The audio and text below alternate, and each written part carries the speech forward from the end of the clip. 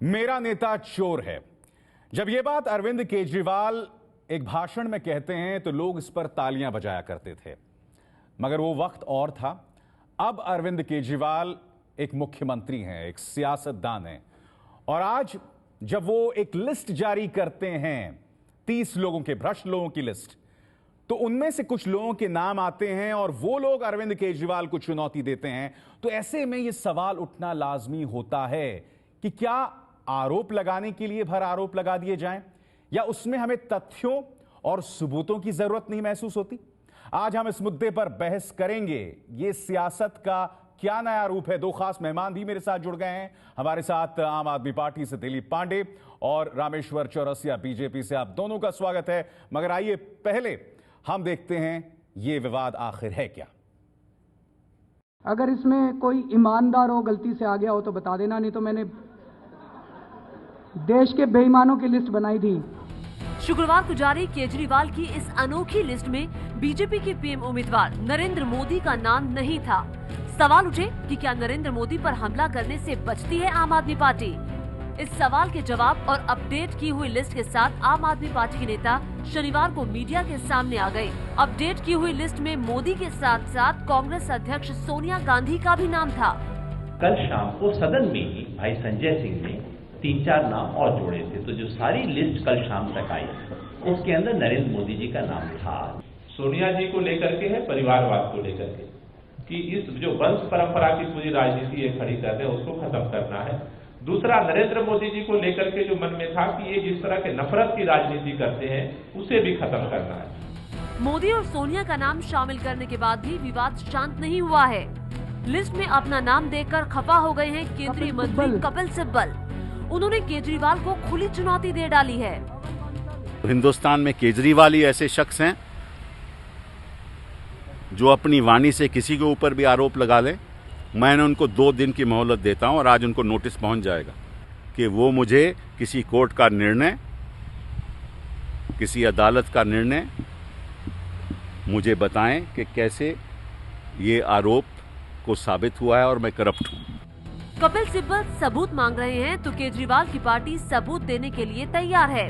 आम आदमी पार्टी सिर्फ कपिल सिब्बल ही नहीं बल्कि लिस्ट के हर नाम के खिलाफ सबूत देने को तैयार दिख रही है। कपिल सिब्बल भी इस सूची में शामिल हो गए हैं।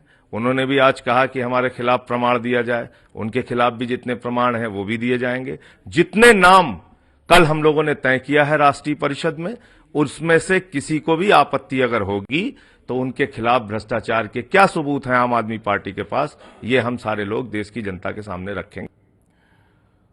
तो ये सियासत है, इसमें दो राय नहीं है। अरविंद केजरीवाल लोकसभा चुनाव से पहले शंखनाद कर रहे हैं अपने अंदाज में, मगर सवाल ये कि जब आप आरोप लगाते हैं व्यक्ति विशेष पर तो क्या सबूतों की जरूरत नहीं पड़ती। सबसे पहले दिलीप पांडे, मैं आपसे जानना चाहूंगा, कपिल सिब्बल के खिलाफ कौन से भ्रष्टाचार के आरोप हैं, अगर आप इस मुद्दे पर प्रकाश डाल सकें।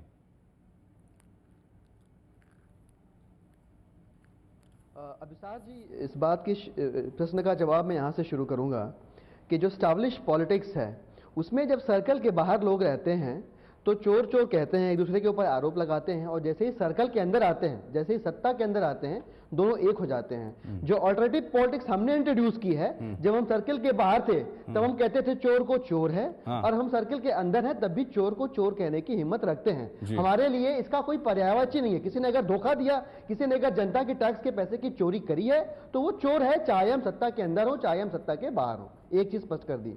रहा सवाल कि जो नाम लिए हैं उसके खिलाफ कौन से आरोप हैं, किस तरह के आरोप हैं, तो यहां पे मैं स्पष्ट करना चाहूंगा कि हमने नाम जितने भी नाम पढ़े हैं वो सारे नाम भ्रष्टाचार की दुनिया में सत्ता के गलियारे के अंदर साठगांठ करने के लिए भूमिका आपने बांध दी दिलीप जी। मैंने आपको भूमिका बांधने के लिए बहुत वक्त दे दिया।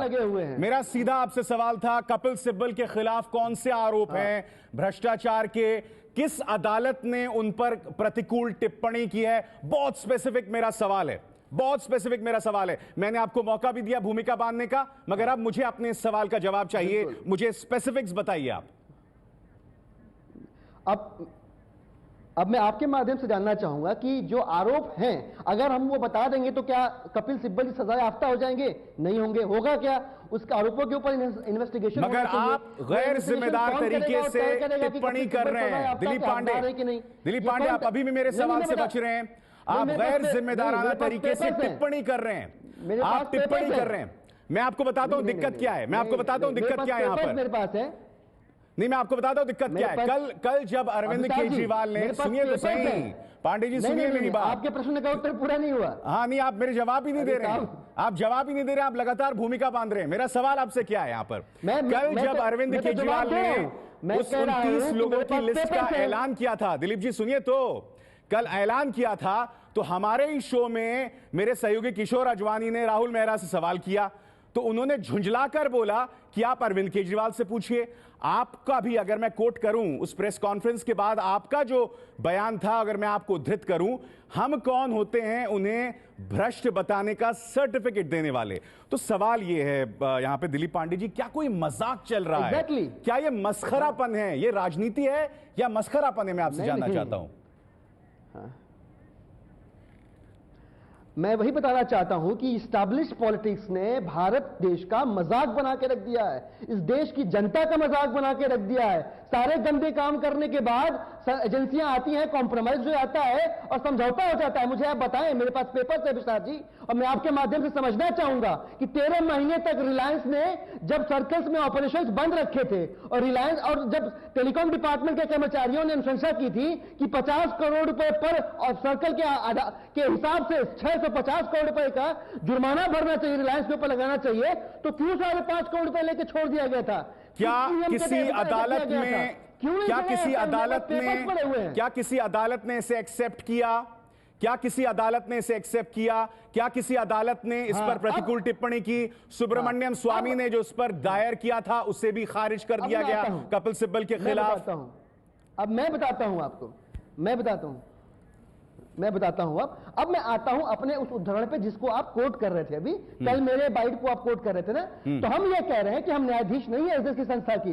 जो सारे डॉक्यूमेंट्स छिपा के रखे गए हैं वो कहीं से हमारे पास आए हुए हैं। हम कह रहे हैं कि इसकी इन्वेस्टिगेशन कौन करेगा? जन लोकपाल आंदोलन का जन्म क्यों हुआ था?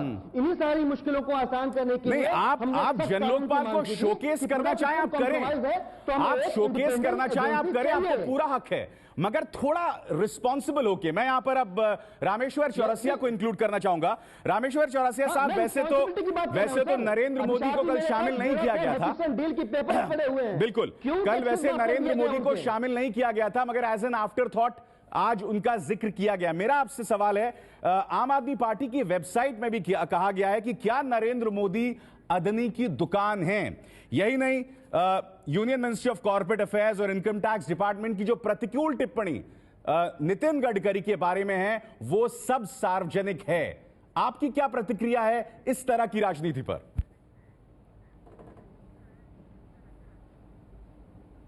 अभिसार जी, बड़ा अफसोस हो रहा है कि जो व्यक्ति नारों के बदौलत आया, आज देश के एक संवैधानिक पद पर बैठा है, एक प्रदेश का मुख्यमंत्री होते हुए जिस तरह के आरोप बिना बेबुनियाद लगाते हैं, राजनीति को इतना हल्का करने का इन्होंने काम किया है। ये वही अरविंद केजरीवाल है। मुझे याद है कि जब गुजरात में चुनाव आ रहा था तो इन्होंने नरेंद्र मोदी पर एक आरोप लगाया था, वहां के मुख्यमंत्री पे, नरेंद्र भाई पर आरोप लगाने जब पत्रकारों ने फिर उनसे दोबारा क्वेश्चन किया कि किस आधार पर आरोप लगाए, तो इन्होंने बोला कि कांग्रेस के किसी सांसद ने मुझे बोला था आरोप लगाने के लिए। ये वही केजरीवाल है, ये वही केजरीवाल है अभिसार जी, आप मत भूलिए, जो आरटीआई फाइल करके, और इतना बेईमान व्यक्ति मैंने राजनीति में नहीं देखा। कल आप जो सनसनी दिखाते हैं ना, उस सनसनी में आपको दिखाना पड़ेगा कि एक सनसनीखेज कि दिल्ली का मुख्यमंत्री साजिशकर्ता के रूप में साजिश के आरोप में गिरफ्तार किया जाएगा। ये व्यक्ति सिर्फ साजिश करते हैं, आरटीआई फाइल करके। नहीं, रामेश्वर जी, क्या आपको नहीं लगता कि अरविंद केजरीवाल ऐसे में सियासत का रुख बदल रहे हैं? आपको इस बात का तो डर नहीं है कि अरविंद केजरीवाल सियासत का रुख बदल रहे हैं? और ये जो नारा है कि मेरा नेता चोर है, इस पर एक तरह से उनका कॉपीराइट हो गया है, जो आपके लिए चिंता की बात है।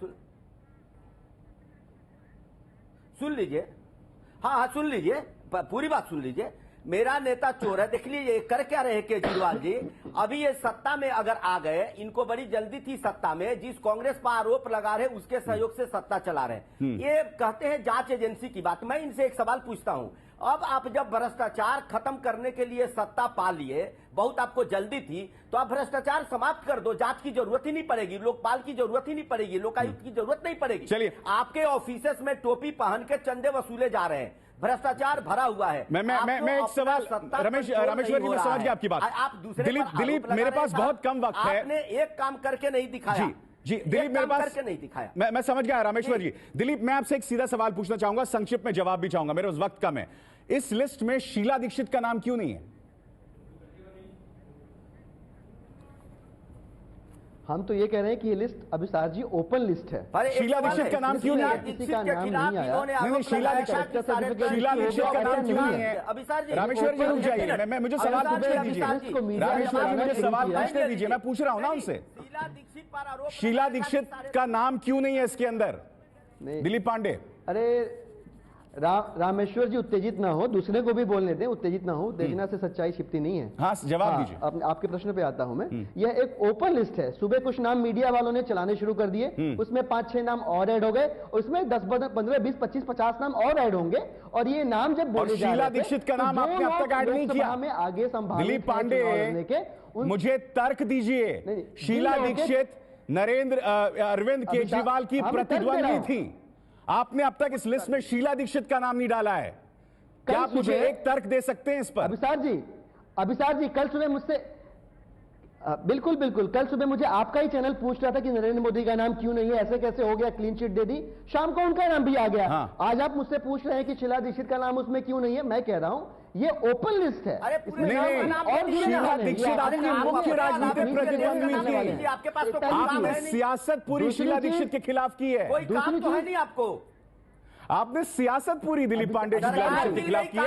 कोई इस बात को हजम नहीं करेगा अगर आप ये कहोगे कि इस लिस्ट में शीला दीक्षित का नाम है। दूसरा हिस्सा मेरे जवाब का ये है कि इसमें वो नाम है जिन नामों की लोकसभा चुनाव में कॉन्टेस्ट करने की संभावना है। शीला दीक्षित जी हमें जहां तक सूचना तो तरुण गोगोई कौन से लोकसभा कॉन्टेस्ट कर रहे हैं? और अगर ऐसी संभावना बनती है तो तरुण गोगोई कौन से लोकसभा कॉन्टेस्ट कर रहे हैं? नाम भी इस लिस्ट में होगा। तरुण गोगोई मुख्यमंत्री हैं, एमएलए हैं। तरुण गोगोई, तरुण गोगोई का नाम कैसे है इसके अंदर? तरुण गोगोई भी लोकसभा का चुनाव नहीं लड़ रहे हैं। दिलीप पांडे, तरुण गोगोई भी लोकसभा का चुनाव नहीं लड़ रहे हैं, मुख्यमंत्री हैं वो। ये बहुत छोटा प्रश्न है अभिसार जी, आप गलत प्रश्न में उलझ रहे हैं। मैं ये कह रहा हूं कि ये एक ओपन लिस्ट है। बहुत बहुत शुक्रिया मुझे बताने के लिए। लोगों की लगी कि वो लोग कर सकते हैं, उनके नाम इसमें है। चलिए, मैं मेरे पास वक्त इतना ही है, मगर हम एक चीज बताना चाहेंगे ब्रेक में जाने से पहले कि अरविंद केजरीवाल का नारा था भ्रष्टशीला बनाम ईमानदार अरविंद केजरीवाल, और जब तक एक भ्रष्टशीला बनी रहेगी बलात्कार होते रहेंगे। क्या दिल्ली में बलात्कार रुक गए? नहीं रुके हैं, अभी भी बदस्तूर जारी हैं और कई मिसालें हमारे सामने हैं। तो ऐसे में इस आरोप, इस नारे की अहमियत, प्रासंगिकता क्या रह जाती है, वो भी अपने आप सोचने लायक बात ही।